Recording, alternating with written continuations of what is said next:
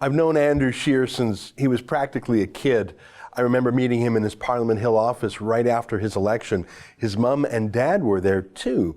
To be candid, it felt a bit like parents dropping their son off at college, making sure he had real food in the fridge and unpacked his suitcases. It really did feel that way.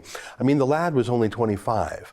And as we've learned in the past few days from the Liberal War Room, the sum of Andrew Scheer's real-world experience was selling insurance for a few months. I won't say we're close, but I remember that meeting in his office clearly. His dad did as much talking as Andrew Scheer did, and the main subject, I have to tell you, was the pro-life caucus in Parliament. But here's the thing, it was a secret pro-life caucus, as in Andrew Scheer was a part of it, but it was secret because if word got out about who was in it, they'd be pilloried in the press. I mean, if you think it's hard to be a pro-life Christian in the Conservative Party, imagine how hard it would be to be a pro-life Christian in the Liberals or even the Bloc or the NDP, though I doubt there are any in those parties, even one once led by a preacher named Tommy Douglas.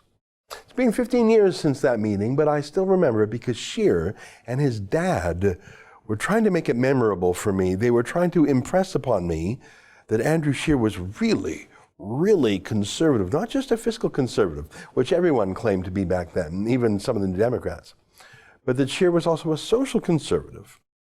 And the fact that he was there with his whole family and that his father was there in the room was as a sort of chaperone or guarantor. I think that was designed to impress upon me that he was super conservative, and you know it was true because his whole family was out vouching for him, and he's a family man. But the fact that it was a secret caucus and that I was being told of all these things in a private face-to-face meeting, that also stands out in my memory, as in, if someone truly has beliefs in politics, if someone believes in something passionately, wouldn't you already know? Isn't joining a secret caucus sort of pitiful, actually? Isn't that proof that you actually don't really have those convictions? Or at least none that you're willing to fight for? I didn't have a lot to do with Scheer after that. I mean, no one did. I was involved in the Conservative Party a fair bit over the years. For a while, I did some speech writing for them. I wrote campaign literature for them. I really enjoyed that. And the highlight for me was working in Stephen Harper's War Room in 2008. I really liked that experience. I got to know all the true conservative fighters. Andrew Scheer was never one of them. Like his secret pro-life caucus membership, he really was never on the front lines of anything because he was the Speaker of the House. The Speaker of the House is not partisan. He never votes unless it's to break a tie. He doesn't ask or answer questions in question period. He doesn't go into the foyer of the House of Commons to endure questions from a hostile media. He never has to defend anything in public, let alone defend things that are really hard to defend indefensible things, defend mistakes, which is sometimes the job of a loyal partisan. Instead, he led a pretty easy life, actually. Did you know that the Speaker of the House has several free homes courtesy the taxpayer, including this amazing apartment right in the House of Commons center block? Isn't that cool? It's so gorgeous. And he also has an estate called The Farm in Kingsmere, Quebec. Of course, the real power of the Speaker is his budget. More than $500 million, and it's all run by something called the Board of Internal Economy, chaired by the Speaker. Other parties have their representatives on the board, but it's all done in secret. It's very collegial, since no one's mugging for the cameras, so they all get along quietly, privately. They scratch each other's back. It's called log rolling. So if a Liberal MP is sued by a former employee for sexual harassment, he gets his legal fees covered by the Board of Internal Economy. And the Conservatives agree to fund that behind closed doors, because when a Conservative MP gets sued for sexual harassment, they cover him in return. It's all quiet. It's all in camera, as they say. It's all done by consensus. No need to bicker, because there are no cameras. No need to play for an audience. It's all secret. There's no need to be careful, because they don't publish their proceedings in the same way Parliament as a whole does. So it's as clubby as it gets. There's always someone else's money to solve the problem, taxpayers' money. There's no partisan fights. There's no media allowed in there. I'm just saying what it's like to be the Speaker of the House. It's that way for any speaker. But my point is, other than 6 months selling life insurance, that's really all Andrew Scheer has done as an adult. And I think it helps to understand how he won the Conservative leadership vote by a squeaker on the very last ballot, not through fighting hard like Maxime Bernier did, but the opposite, just quiet deal-making. Agreeing to defend the Quebec dairy cartel, that's a private deal, the kind of private deal the Board of Internal Economy always did. Private deal, everybody's a winner, make no fuss, let the other guys beat each other up in public. And on the very last ballot, Andrew Scheer won. He was no one's first choice, everyone's second choice. He literally had campaign buttons saying, Andrew Scheer's my second choice. So he won under the radar. Maxime Bernier had the flash and the pizzazz. Andrew Scheer had the quiet calculations. Bernier was the passionate ideologue, fighting for freedom, even against the Quebec dairy cartel, which is quite something, given that Bernier himself is from Quebec, but like Scheer's pro-life support that he preferred to keep a secret. Standing for things boldly isn't really Scheer's top priority. That's why his very first act as leader was to order all of his MPs, including his Alberta MPs, to vote for the UN global warming scheme. He whipped his MPs, including from Alberta. He forced them to do it. It was bizarre, but if his most cherished personal belief, according to his dad at least, was something he wanted to talk about in secret, to keep hidden from the media, why would he fight for anything? At least if he thought there was some momentary benefit to ditching it. Andrew Scheer was never an ideologue. He is a transactional politician. That's what he did for a decade as Speaker. Compromise, make deals, pay for things with an untransparent budget. Now, I always liked the guy because he has a likable face in my mind. Because I thought it was sort of cute that my big meeting with him was with his parents there. It had an effect on me. It made me think of him as rooted in something. The thing I like the most about him today is the fact that he has a big family. It tells me he's normal, that he actually has to deal with normal issues, a household, being a dad, a budget. As far as I know, he doesn't have 2 nannies on the government payroll like Justin Trudeau does. I really didn't keep in touch with Andrew Scheer because he wasn't really active in the Conservative movement. He was a deal maker, a compromiser, Tammany Hall, as they'd say in New York. I was more in sync with the guys who fought the battles for conservative ideas, like Stephen Harper, not the ones who just reaped the luxuries for power. I know what Stephen Harper stands for. I always did. I know what Doug Ford and Jason Kenney stand for, more or less.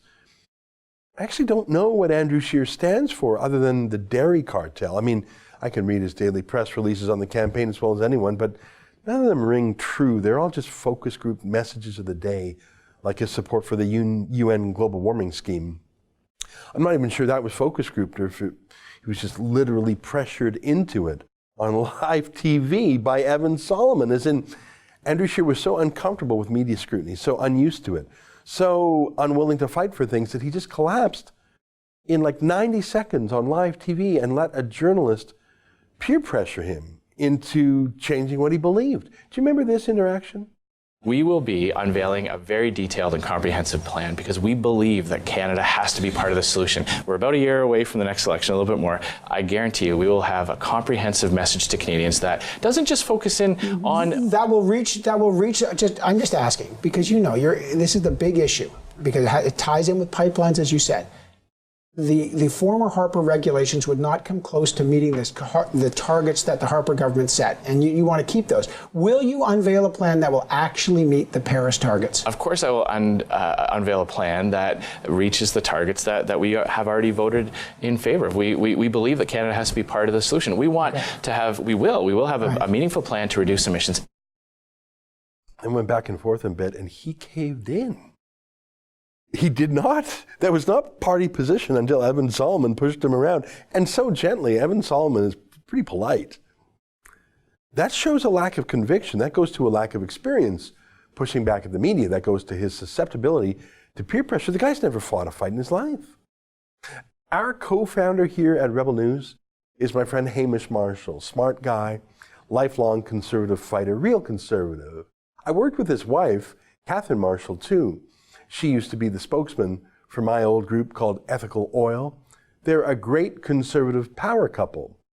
Hamish ran Scheer's leadership campaign. We let him do it right out of our Rebel offices, as long as he didn't interfere with our journalism, as in Hamish was a director of our company doing business and tech things for us, and he was based in our office. But if it was an Andrew Scheer thing, there was what we called a Chinese wall between him and the Rebel News editorial.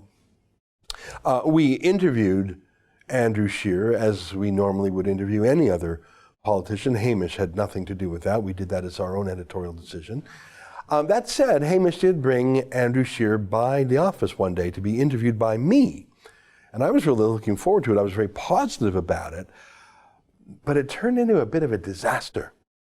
I'm not going to be in the business of trying to participate in an auction of, well, one party says 300,000, another party says 400,000. I'm not going to try to outbid it. It should be based on logical rationale. Okay, well, McCallum has said he's going to jack up the numbers probably by 100,000. Do you oppose that? Well, what's that based on? I don't know. Yeah, so if it's not based on something logical or coherent, then I think it's just a political target aimed at, to trying to win over a segment of the electorate. I'm not going to do that. One of the strengths. So are you against that? Well, I am against a policy that just throws a number out for shock value to try to gain attention. I want our immigration policy to be based on what the needs of the economy are, what the needs of our society, and then let's arrive at a number.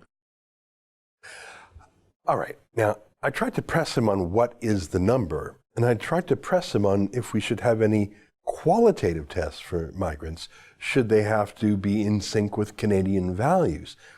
I must have asked him versions of those questions 5 times. Take a look.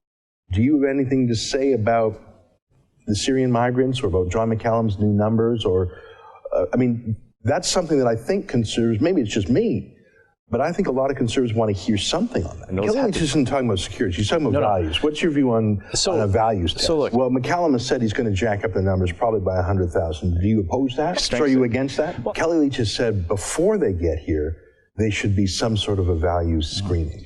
Do you think we should ask any values-laden questions of people before they get here? Well, you just tell me your answer yourself. Do you think, you're saying once people get here, integrate them, teach them. I don't think anyone disagrees. But before they even get here, should we ask them about their values? Should we ask them about Canadian values before we let them in? Now, I didn't show the full answers there.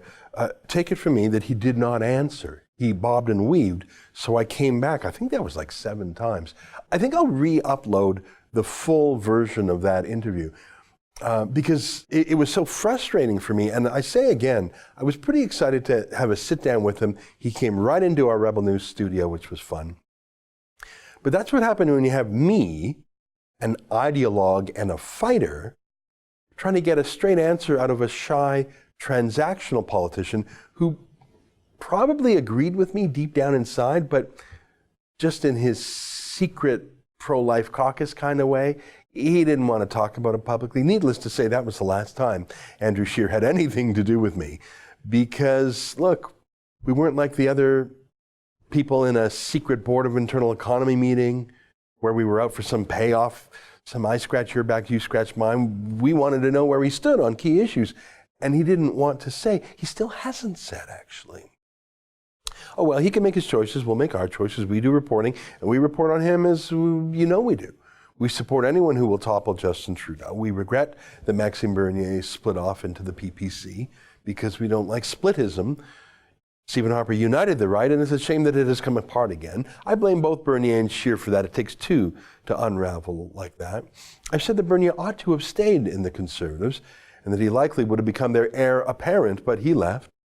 So our views are well known. We like Bernier on policy. We like his clarity, his ideology, his charisma, his courage. He's the opposite of Andrew Scheer in many ways. But we know that Andrew Scheer is the only candidate whose party has a likelihood of beating Trudeau. None of this is a secret. So we do our job. Sometimes we, do stories like David Menzies did the other day, exposing, remember that insane leftist troll in Toronto who did the hoax? Remember the hoax? This is the place of men. This is the place of men. This is a beautiful country. And you can't fuck it up these savages. I can't believe you're real. You can't fuck it up these savages. You're actually you real. Fight me? You're real. Get the fuck home. Go home. This is the place of men, not for fucking. You don't belong here. Get the fuck home. You can't spit on my country. Every media in the country reported that, and we said, that's not right. That's an obvious hoax. And it was a hoax. Well, David Menzies went to that woman's court case and accosted her, and indeed she is a leftist who was trying to embarrass Andrew Scheer, and we were the only people who reported it. Ms. Davidson, have you apologized to Andrew Scheer yet? Ms. Davidson? Are you mentally ill? Are you? Huh? Are you mentally ill? I don't think so. How do you know you aren't? Are you sure you're not Why mentally why did your friend do that? Okay. Ms. Davidson? Hey, that was assault. That's assault. That's assault. You broke my microphone. That's assault. Huh? That's assault. He's assaulting me. I'm defending I've myself. just witnessed you assaulting I'm tired him. of you idiots. Oh, I'm tired of you. You're the idiot here. Ms. Davidson, have you apologized to any of the people that you assaulted or smeared? Have you got Tourette's? Huh? You suffer from Tourette's? Ms. Davidson, what was the agenda you had in doing that stunt last month? Okay, it was the bursting of the liberal bubble. It was what? The bursting of the liberal bubble. I think she's a little imbalanced, but as you can see, we were the only media in the country fighting against that anti-Andrew Scheer lie.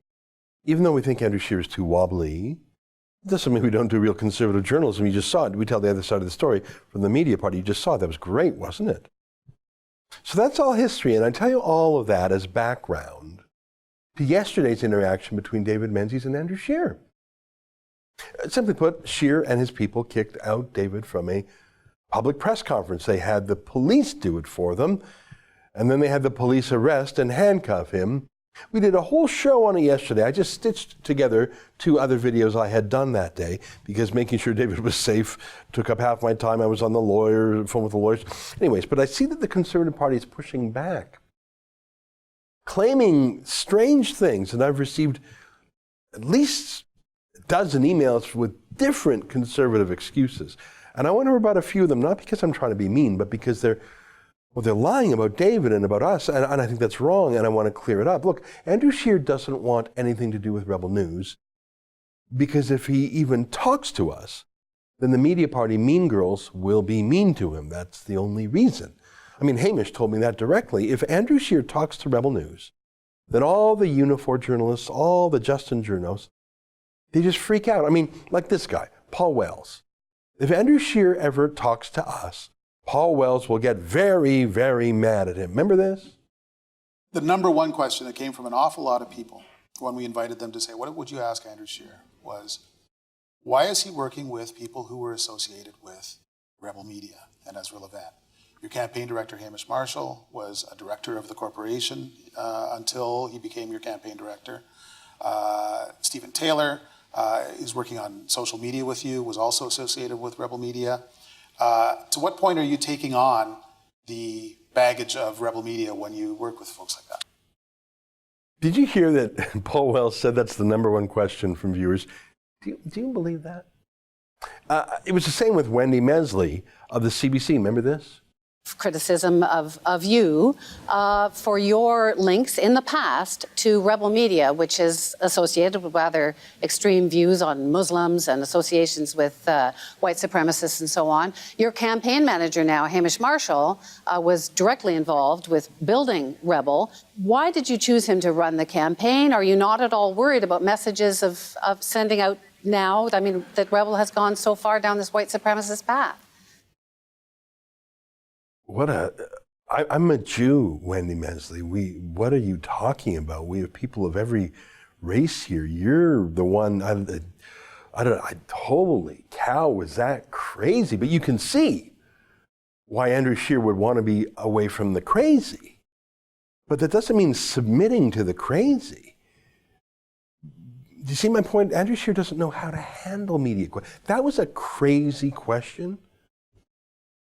But Andrew Scheer has never had practice when he was Speaker of the House. You saw him cave in real time to Evan Solomon on global warming. So he will literally do anything to make the mean girls stop being mean to him.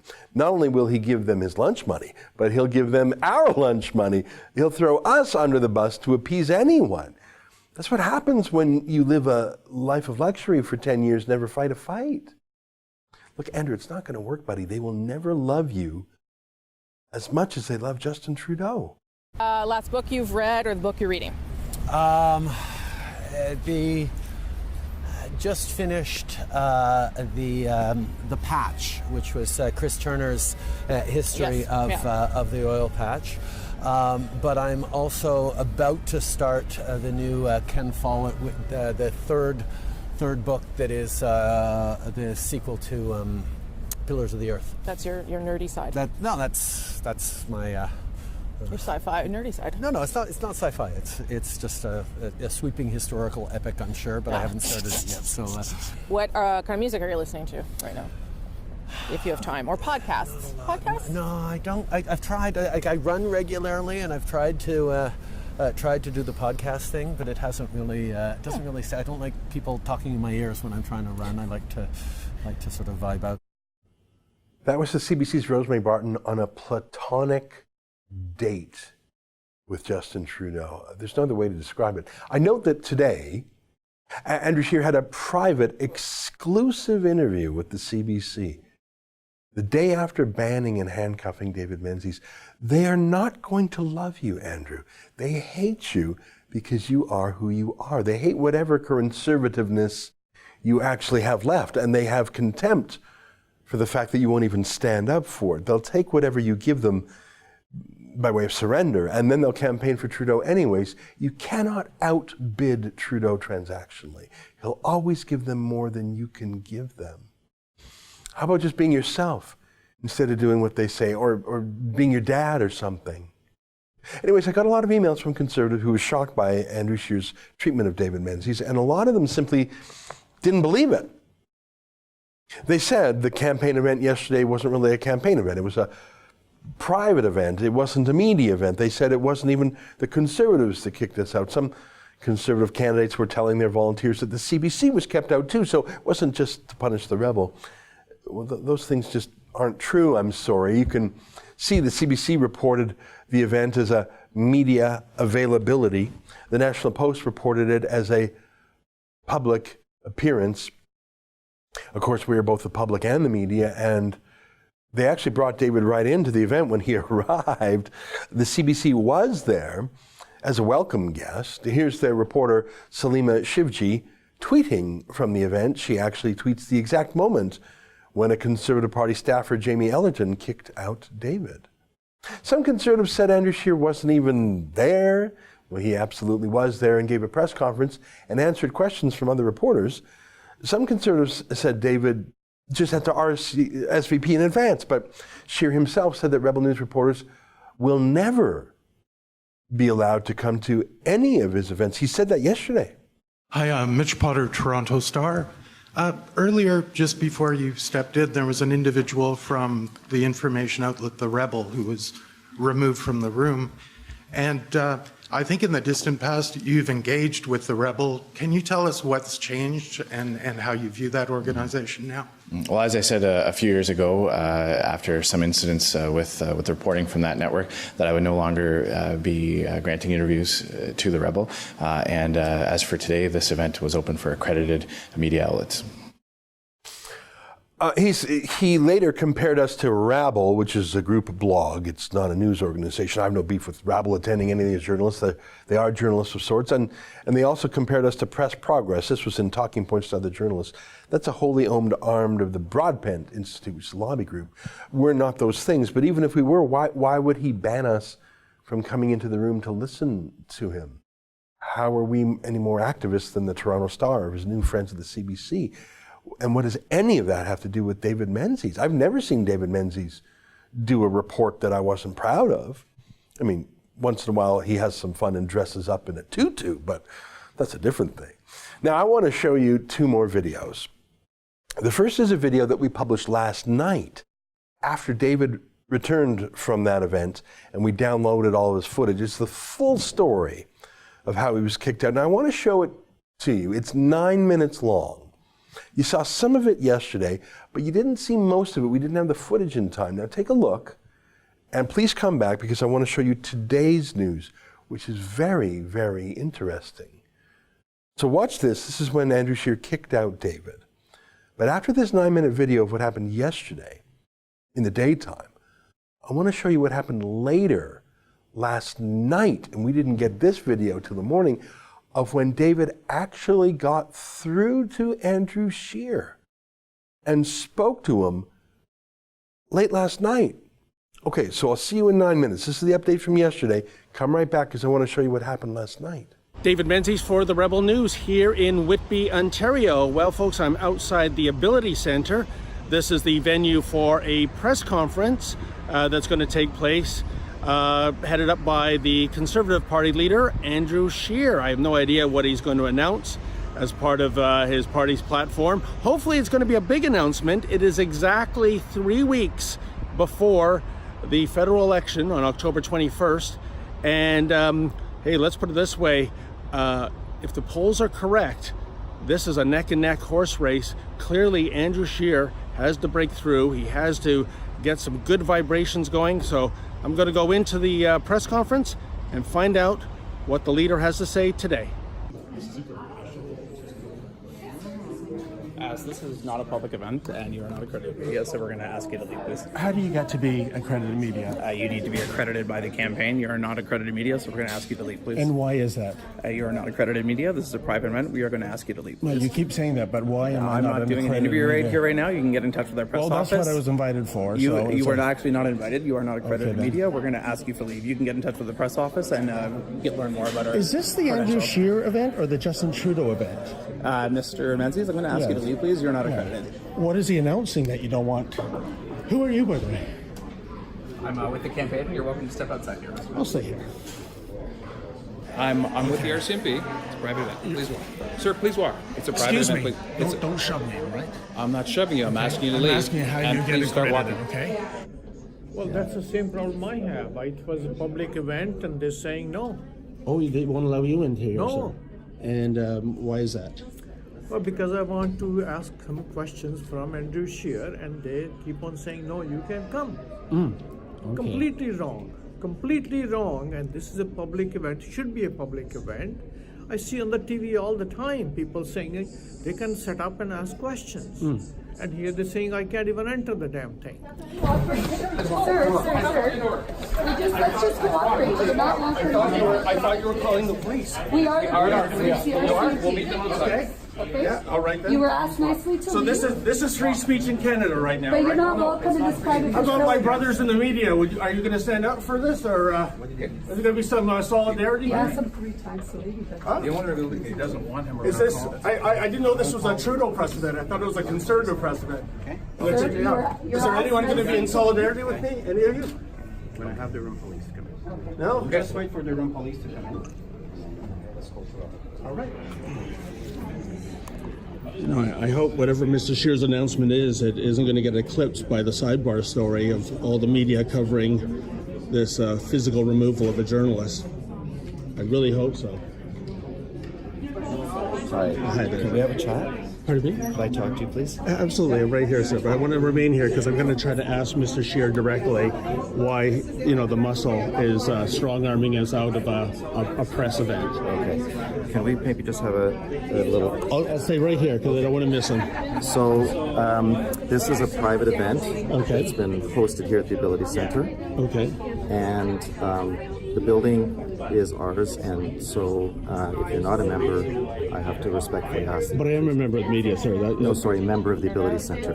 Oh, okay. Well, I see dozens of media members right behind the glass. Yes, they're there by invitation. It's their event. They get to choose who is present there.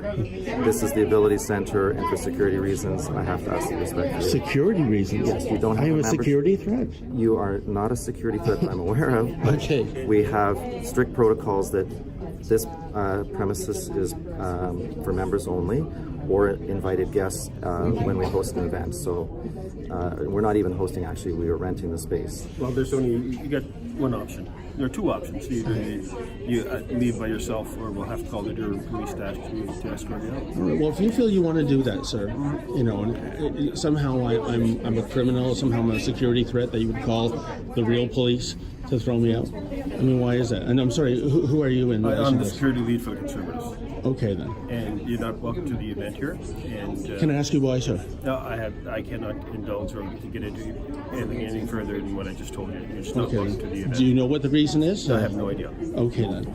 So basically, that's Sir, that's you why. can ask to leave from this Yeah. premises, and now you're going to have to leave. Well, you know, it's. Sir. Okay. Sir. So I had requested that you leave. You brought me right to the room, sir. I did, Yes. because I thought you were an invited guest. Okay. So Well, I am a member of the media. I understand, but I Yeah. have to, again, please respectfully ask that you leave, because if you don't, these people will have to escort you from our building. You know, I don't know if I'm in Canada right now or North Korea. Okay. You know, and it's no offense to you officers here, but I mean, you have. I agree, And but, it's not gonna but you won't come answer to this. my question. You leave know, with no choice. You know, my grandfather fought 5 years in the Second World War to preserve our freedoms, man. Can you just come with us? All right then. If Okay. I don't, you're going to arrest me? Is that how it works? I can charge you. So. All right then. Well, that sure didn't go as planned. In fact, I'm in a state of shock, folks. Andrew Scheer and his conservative lackeys actually called the police on me and had me removed from a public venue. As you can see in the back, there is the Team Scheer big blue bus. I'm not allowed to even go in the parking lot. I'll be charged with trespass. That's what the police had told me. So I'm on a public sidewalk about 120 meters away from the bus. I'm going to see if I can shout out some questions to Andrew Scheer, see if he'll have the intestinal fortitude to answer them. Some of the questions I think should be, when did he start taking censorship lessons from Justin Trudeau? And why is it that the likes of the Toronto Star, the Globe and Mail, the CBC, the so-called mean girls of the media party, they're welcome to these events with a red carpet, but a conservative leading journalist has the police frog march him out? And does he indeed believe in freedom of speech, freedom of the press, and freedom of expression? He says he does, but I would say that his actions indicate otherwise. In any event, I'm going to attempt to ask those questions to Mr. Scheer before he leaves Whitby, and assuming I don't get arrested, let's see what happens. Sir, move. I'm just Move. I'm just trying to get an answer. Excuse me. Excuse me. So you'll be safe, okay? Listen, I know I'm not part of Jerry Diaz's uniform union, but it'd be nice if you gentlemen and lady would be give some solidarity. Can I not talk to these members of the press? Do we have freedom of press here? Do we or not? So these are your tax dollars hard at work, folks. The RCMP being used to shut down the practice of journalism, at least to those journalists who have the temerity to ask impolite questions.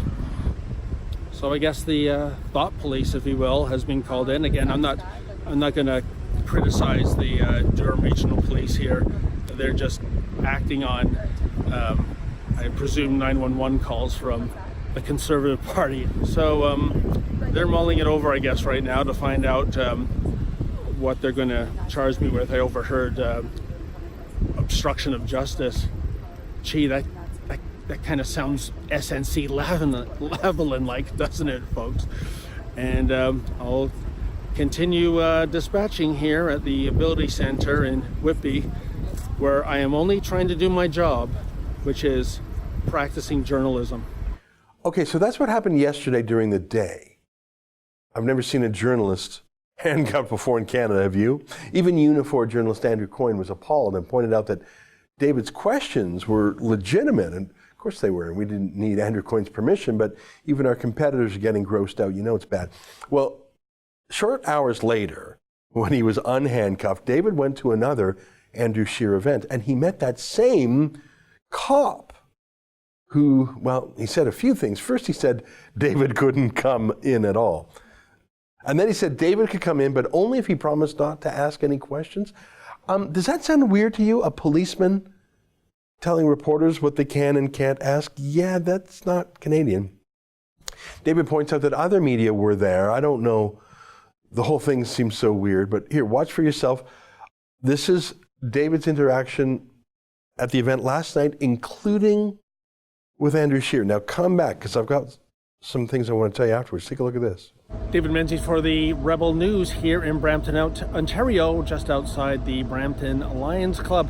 Well, Andrew Scheer has dropped by to do a meet and greet with the local candidate here.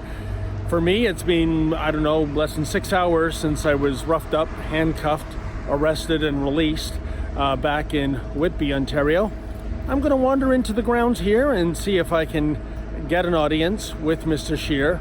A couple of questions I want to ask him. Why did he do what he did to me 6 hours ago? And does he or does he not believe in those crazy concepts known as freedom of speech, freedom of expression, and freedom of the press? Let's see how this plays out. Hopefully, I won't be wearing a set of handcuffs and roughed up again. Here we go. Hey, how you doing there?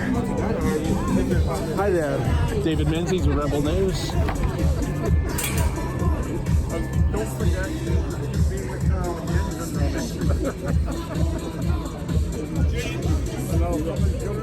What's that? You're not allowed in here. I'm not allowed in here? No, you're not allowed in. Why is that? Okay, you've been told already that you're not allowed to our events. It's a private sorry, event. who are you, sir? I am the security lead for the Conservative Party of Canada. So I'm a security threat somehow? Just. Well, folks, it took all of, 15 seconds before that security thug that I met earlier today told me that we're not invited. And again, we had the back and forth questions go, well, why am I not invited? Well, you're not invited, which is a non-answer. So I'm here on the grounds in the parking lot outdoors. We'll see if we're gonna go through a repeat of what happened this morning. Oh, hello again, sir. How you doing? Good. We're going to allow you to say, but there's no questions allowed. Oh, really? So, yeah, that's right. So there's no questions allowed. Isn't that the idea of a free press? There's no questions allowed. For all the media? Yeah, for all the media. Oh, okay. Yeah. All right. Just so that you're aware. Just harmless questions. Yeah, I mean, no, there's no questions allowed. That's that's for all the media. And you've set up all these cameras are set up with no questions? That's right. That's just where that's right. Well, folks, as you just saw, the security guard that told me to beat it when I first came here says, well, I can stick around, just can't ask any questions. Oh, Miss Gossel. Miss Gossel? Hello. Hi. Hey, David Menzies, Rebel News. Can I ask you, does Andrew Scheer believe in freedom of speech? Of course he does. Okay, then. Why was it that earlier today I was let off in handcuffs from his Whitby presser? I have no idea what you're talking about. I'm so sorry. I have, we have to get started. Oh, you got to get started? Yes. Okay.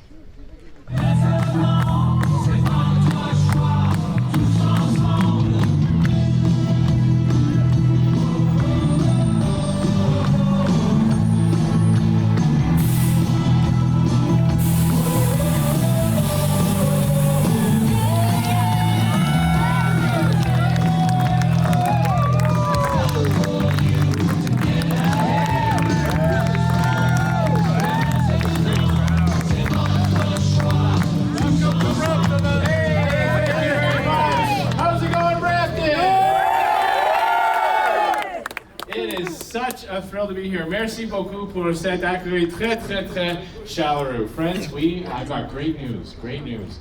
We are halfway to Election Day, halfway to getting rid of Justin Trudeau's...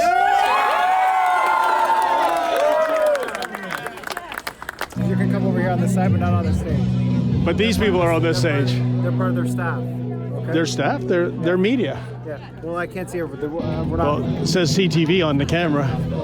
Mr. Scheer, do you believe in freedom of speech? Mr. Scheer?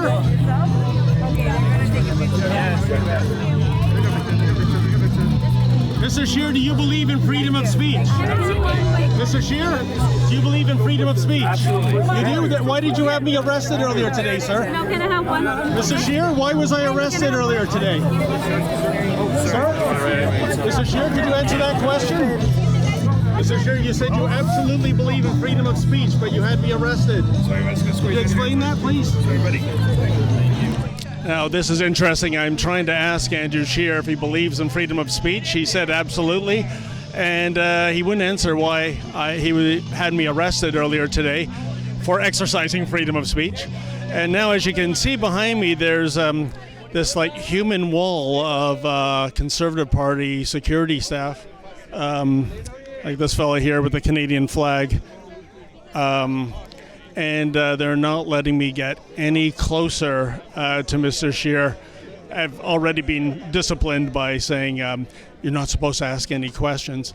So in any event, I'm going to try to see if Mr. Scheer will walk past me a little closely and try to press him on this issue of why he has journalists in Canada arrested for asking impolite questions. Mr. Scheer, if you believe in free speech, why did you have me arrested today? Excuse me. How you doing? Mr. Scheer, if you believe in free speech, why was I arrested today earlier? Can you answer that question, Mr. Scheer? Can you answer that question? Why are you arrested? Excuse me. Excuse me. What are you talking about? You're only going to Mr. Scheer, can you answer my question?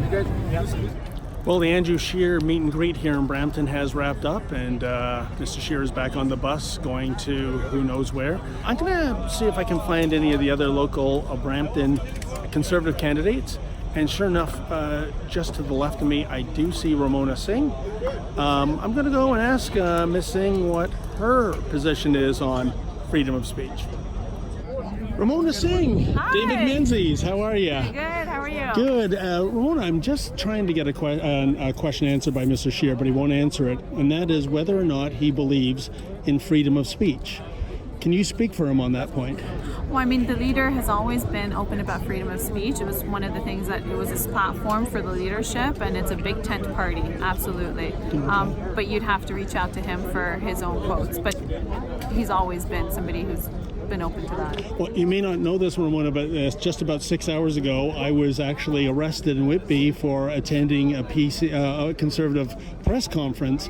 So when it comes to that big tent, I'm just wondering why Mr. Scheer is picking and choosing which media he will speak to and have the media he doesn't want to speak to actually arrested. I can't speak on that. I'm sorry to hear that, David. Yeah. I'm definitely sorry to hear that, Okay, but I can't speak on that. All right, then. I didn't know about that. My apologies to you.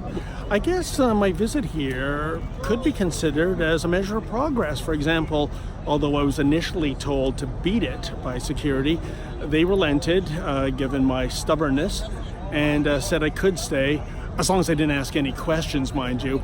Yeah, a journalist not asking questions, that's kind of like asking a bricklayer not to build a house, isn't it?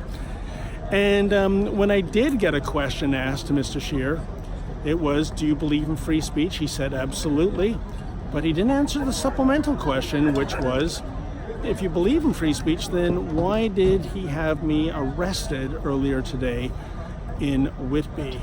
And I think the silence was deafening to that one.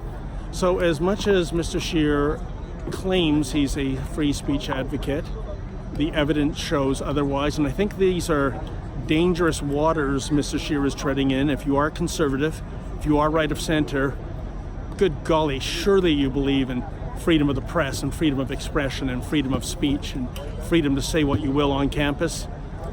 But Mr. Scheer might say he supports that, but again, clearly by his actions, he does not. For the Rebel News, I'm David the Menzoid Menzies.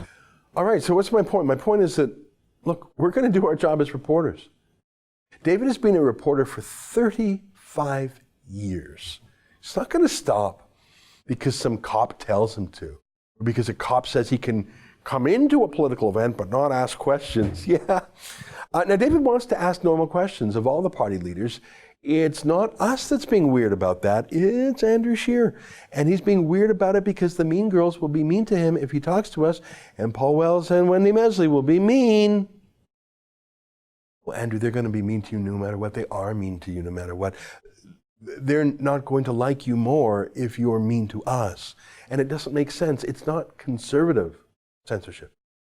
And the spectacle of sending cops to silence us really is un-Canadian.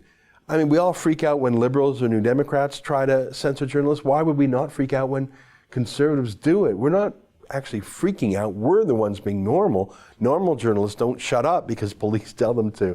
at least not in Canada. Normal journalists ask politicians questions that politicians maybe don't like.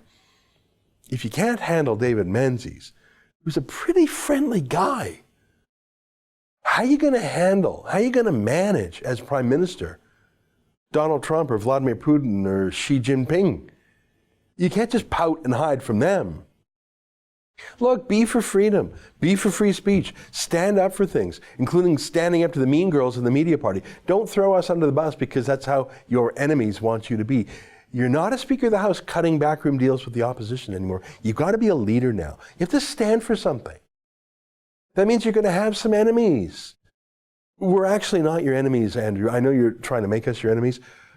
We're actually the closest thing you have to a friend. Stephen Harper let the Sun News Network die just before the 2015 election campaign. That wasn't just a crying shame. It surely was one reason he lost the election so badly. He had no allies, certainly not at the CBC. If you can't see that Rebel News does more real accountability journalism, holding the left to account, holding the other media to account, telling the other side of the story, then you're blind as a bat. We're not going to stop doing journalism. We're not going to stop coming to your events or any other party events. We'd just rather ask questions about real things rather than asking questions about us and why you call the cops on us. But hey, you do you, and we'll do us. That's an excerpt from the Ezra Levant Show, which is a show I do every day. I do a monologue, interview an interesting guest, and then I read my hate mail. But you've got to subscribe to it, which you can do at premium.rebelnews.com.